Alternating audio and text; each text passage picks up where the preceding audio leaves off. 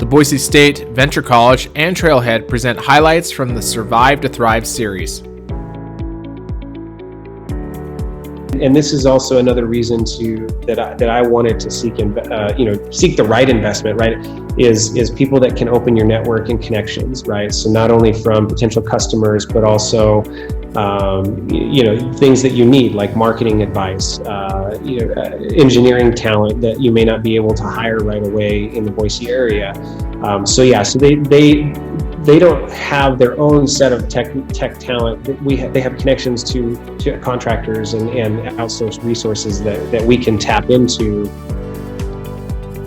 I think there's a lot of empathy, and I think what is going to help make businesses great is when you've been there, you've done that, and you can empathize with both the good, the bad, and kind of really understand the customer, because essentially at heart you are one.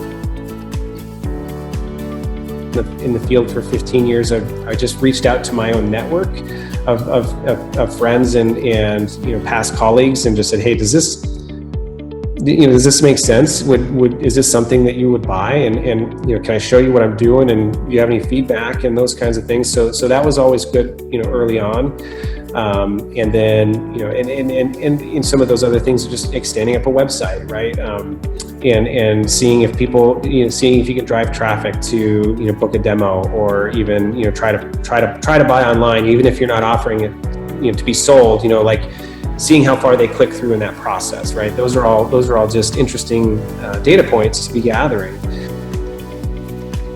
Not early on. I mean, I definitely surrounded myself with mentors, right? And just would take people to coffee and to lunch and just kind of share what was going on, what my thought process was, where we were at, and so just continue to tap into the resources that I've been introduced to, right, through the community. And things like that.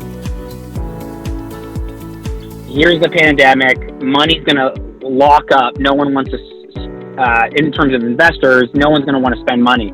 So we just said we have to make it work. We're going to have to, founders are going to have to put in whatever we have left and just go to the wall and actually become cash flow positive. That was literally how we planned it. And I checked back in on some of our investors and updated them on our progress. About halfway through the pandemic, we'll call it, all of a sudden we were, 4 months away of being cash flow positive, 3 months away, and so that's all of a sudden where investors really started jumping in.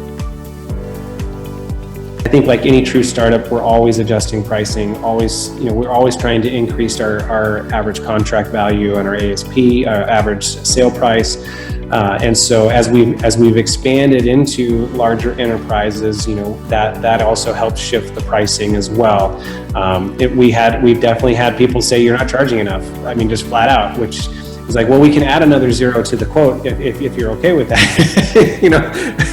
But so those are the things that we continue to learn and grow as an early stage startup, right? It's like, what is the market value for what we're offering, and what will people, if we were to fully bake, like, this is what we really think somebody would pay for it, and that helps set our forecasting and helps shape the conversations as we go into the next quotes.